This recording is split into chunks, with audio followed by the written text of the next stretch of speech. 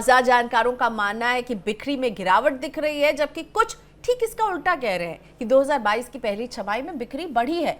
दोनों की राय अलग अलग क्यों है और इसके पीछे क्या वजह है, इन सब सवालों का जवाब देने के लिए आज मेरे साथ मकान दुकान में है वेल्थ मैनेजमेंट फर्म फिनकार्ड के फाउंडर और सीईओ तनवीर आलम। तनवीर जी, स्वागत है आपका मनी 9 में। थैंक यू, आपने वक्त निकाला। सबसे पहले तो मैं एक ऐसा सवाल पूछना चाहती हूँ जिससे कई घर खरीदार परेशान रहते हैं। अगर किसी डेवलपमेंट अथॉरिटी ने किसी प्रोजेक्ट का लैंड अलॉटमेंट रद्द कर दिया, पैसा बकाया हो या जो देरी हो रही हो जिस वजह से भी किया हो, तो इसके बाद खरीदारों के पास क्या विकल्प बचता है? ओके, प्रॉपर्टी जब आप बुक करते हैं उसको अगर वो कैंसलेशन हो रही है, इनफैक्ट चाहे वो प्रमोटर की गलती की वजह से हो या जो अलॉटी है जिन्होंने अप्लाई किया है होम के लिए वो अपनी एप्लीकेशन वापस लेना चाह रहे हैं या प्रॉपर्टी कैंसिल कराना, बुकिंग कैंसिल कराना चाहते हैं, दोनों के लिए ऑप्शंस है ये कैंसिलेशन का। और यदि प्रमोटर की गलती की वजह से कैंसिल होता है, क्योंकि ये लैंड रजिस्ट्रेशन अगर कैंसिल कर रही है अथॉरिटी, इसका मतलब ये है कि प्रमोटर ने पूरी फुल डिस्क्लोजर करने के बाद ये बुकिंग नहीं लिया है, पहले बुकिंग स्टार्ट कर दिया है, बाद में ये हो उम्मीद करते हुए कि मैं ये लैंड रजिस्टर कर लूंगा। लेकिन अथॉरिटी अगर कैंसिल करती है बाद में, ये पूरी प्रमोटर की लायबिलिटी है। और एज पर रेरा एक्ट इन्हें 90 डेज के अंदर पैसा इनको वापस करना है, और कोई भी 90 डेज के बियॉन्ड डिले होता है तो 2% जो एसबीआई की लेंडिंग रेट है उससे 2% पीनल इंटरेस्ट ऐड करके इनको इंटरेस्ट ऐड करके देना पड़ेगा। ओके, तो 90 दिन के अंदर प्रमोटर को पैसा लौटाना है और 90 दिन में नहीं होता है तो उस पर इंटरेस्ट भी चुकाना है। अगर प्रमोटर पैसा नहीं लौटाता है तो आप घर खरीदार को कहाँ शिकायत करने की सलाह देते हैं? उसे पहले कहाँ जाना चाहिए? उसे पहले जाके रेरा का दरवाजा खटखटाना चाहिए, कंज्यूमर फोरम में जाना चाहिए? वो उसकी शिकायत कहाँ करे अगर बिल्डर मनमानी करे और पैसे नहीं लौटा रहा हो तो? ये क्या है कि इसमें रेरा के साथ साथ आप कंज्यूमर फोरम में भी केस करें और साथ में जाएं, एंड उसकी हियरिंग के अकॉर्डिंगली आप उसको उसका केस आगे ले जाएंगे। लेकिन ये मोस्ट केसेस रेरा इसको रिजॉल्व करेगी एंड इस पे एक्शन लेगी। ठीक है, तो रेरा के पास जाइए अगर आपका मामला कुछ इस तरह से फंस जाए। लेकिन एक और मामला फंसा हुआ है, बहुत इंटरेस्टिंग मामला है तनवीर जी, कि मकानों की बिक्री को लेकर जो रियल एस्टेट की कंसल्टेंसीज हैं इनमें घमासान नजर आ रहा है। एनारॉक नामी कंपनी ये कह रही है कि बिक्री में गिरावट रही है, तो नाइट फ्रैंक कह रहा है कि बढ़त दिख रहा है। तो आपकी राय क्या है, यहाँ पर हो क्या रहा है? क्योंकि हम एक तरफ इनपुट कॉस्ट को बढ़ते हुए देख रहे हैं, कर्ज महंगा हो रहा है, आर्थिक उतार चढ़ाव है, कहीं कहीं टेंशन है, यूक्रेन रशिया की जो लड़ाई है वो खत्म होने का नाम नहीं ले रही है, रुपए में गिरावट है। तो ये सारे फैक्टर्स, और कंसल्टेंसी फर्म का एक का कहना है कि गिरावट, एक का कहना है बढ़त, आप इसे कैसे देखते हैं?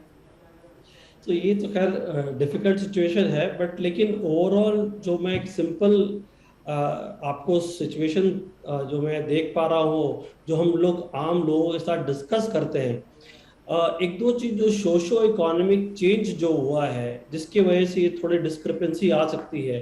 कभी कभी क्या होता है, number of units can go up या नीचे हो सकता है, लेकिन सेल वैल्यू अगर ज्यादा चला गया तो वो सेल वैल्यू कम नंबर ऑफ यूनिट के लिए भी हो सकता है। तो ये डिस्क्रिपेंसी जो और ये जो दिक्कत आ रही है ये इस वजह से भी हो सकता है कि मान लीजिए, आपको मैं उदाहरण के तौर पे समझाता हूँ, आपके 100 यूनिट्स पहले बिके थे और उन 100 यूनिट का वैल्यू सपोज 2 करोड़ रुपए है, एक सिंपल बता रहा हूँ।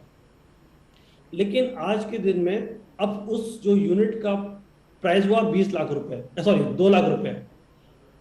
अब नाउ ये 100 यूनिट के जगह ये 90 यूनिट बिका, लेकिन आपके प्राइस 2 रुपए का, 2 रुपीज का जो था वो बढ़ के 2.5 रुपया हो गया। तो वो सेल वैल्यू आपको ज्यादा दिखेगा लेकिन यूनिट कम दिखेगी। तो ये डिस्क्रिपेंसी जो आ रही है इस वजह से आ रही है। ठीक है, अभी जो सोशियो इकोनॉमिक चेंज हुआ है जो आफ्टर ये कोविड, कि लोग क्या हो गया ना, वर्क फ्रॉम होम बढ़ गया है। अब जब वर्क फ्रॉम होम बढ़ गया है तो क्या हो गया, जो लोग normal nuclear family 1 BHK 2 BHK में रह रहे थे, और हस्बैंड वाइफ काम कर रहे हैं, या बच्चों की पढ़ाई अगर ऑनलाइन हो रही थी, तो सबको अलग अलग जगह चाहिए था। तो आप नोटिस करेंगे कि बड़े फ्लैट की डिमांड बढ़ गई है। और ये जो स्टूडियो अपार्टमेंट वगैरह हुआ करता था, एब्सोल्युटली। तो जो बॉम्बे पुणे में मैक्सिमम ये स्टूडियो अपार्टमेंट बिके थे, तो बॉम्बे और पुणे में इनकी रिक्वायरमेंट मैक्सिमम थी। और क्योंकि अफोर्डेबिलिटी बॉम्बे में बहुत पुअर है लोगों की, वो प्रेफर करते थे स्टूडियो अपार्टमेंट या छोटी अपार्टमेंट। अब उनकी रिक्वायरमेंट बढ़ गई है, तो इस वजह से ये डिस्क्रिपेंसी भी आ रही है। तो वैल्यू जो है, एक तो हायर फ्लैट का या बिगर फ्लैट साइज का डिमांड बढ़ा है, जिसके वजह से जो नंबर ऑफ यूनिट भले कम बिके हो, लेकिन वैल्यू ज्यादा बिक गया है। तो ये डिस्क्रिपेंसी जो आ रही है दो अलग सर्वे एजेंसी से, इस वजह से आ रही है। राइट। और आपने बिल्कुल सही कहा, स्टूडियो अपार्टमेंट की डिमांड जो है वो घटी हुई है। एनारॉक की भी ताज़ा रिपोर्ट हमें यही बता रही है। लेकिन मैं प्राइजेस पर आपसे बात करना चाहूँगी। कोविड से पहले और कोविड के बाद में प्रॉपर्टी की कीमतों में आप किस तरह का वेरिएशन देख रहे हैं और कितना असर आप पड़ते हुए देख रहे हैं? क्या अब जो घर खरीदना चाहता है उसे गैरअप होना चाहिए? क्या 2023 में हम प्रॉपर्टी मार्केट को प्राइस वाइज कहाँ देखने वाले हैं? देखिए, क्या हुआ है, प्रॉपर्टी मार्केट स्टॉक मार्केट की तरह होमोजीनियस नहीं है, ये बहुत हेट्रोजीनियस मार्केट है। कुछ मार्केट आप देखेंगे बहुत सालों के बावजूद उनके प्राइस में बहुत कमी नहीं आई, जैसे कि बॉम्बे हो गया, दिल्ली हो गया, क्योंकि वहाँ सप्लाई कंस्ट्रेंट हमेशा रहती है। लेकिन अब दिल्ली एनसीआर जैसे एरिया में प्राइस की प्रॉपर्टी की प्राइसेस बहुत कम हो ना। अब क्या हो गया था, जब इंटरेस्ट रेट अपने रॉक बॉटम में थी, तो उसके उस सिचुएशन में लोगों की अफोर्डेबिलिटी जो है बढ़ गई है कि भाई मैं बड़े घर खरीद सकता हूँ। तो ऑटोमेटिकली, क्योंकि अफोर्डेबिलिटी बढ़ने की वजह से ये लोग बड़े घर लेने लगे हैं। लेकिन बड़े घर अगर आपने पहले बुक कर दिया है, तो आपके प्राइस तो वही रहेंगे, वो चेंज नहीं होंगे। तो आपके अगर ईएमआई बढ़ती है, आप उस ईएमआई में कैलकुलेट करेंगे, बहुत ज्यादा फर्क नहीं पड़ेगा आपको। क्योंकि जो ईएमआई अगर ½ % बढ़ता है, सॉरी इंटरेस्ट रेट ½% बढ़ता है, तो ईएमआई में बहुत मार्जिनल फर्क पड़ता है 20 साल या के दौरान। जो मेजर प्रॉब्लम अभी आई है, जैसे कि फॉर एग्जांपल स्टील सीमेंट वगैरह, इसके प्राइसेस बहुत बढ़ गए। ओके, तो जो फ्यूचर में जो फ्लैट आएगी उसके कॉस्ट बड़े एलिवेटेड आएंगे। ओके।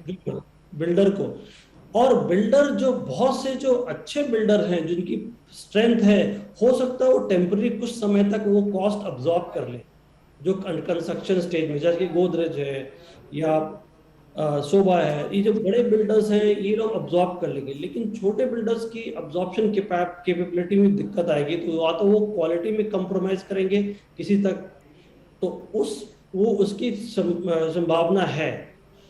लेकिन अभी लास्ट 1.5 महीना में आपने नोटिस किया होगा कि थोड़ी सीमेंट के प्राइसेस थोड़े कम हुए हैं, स्टील के थोड़े से वापस कम हुए हैं, कि गोइंग फॉरवर्ड जब थोड़ी सी इन्फ्लेशन टेपर ऑफ होगी, तो ये टेम्पररी फिनोमिना ये कम हो जाएगा। इनपुट कॉस्ट जो है एक मेजर कंसर्न है ईएमआई के मुकाबले।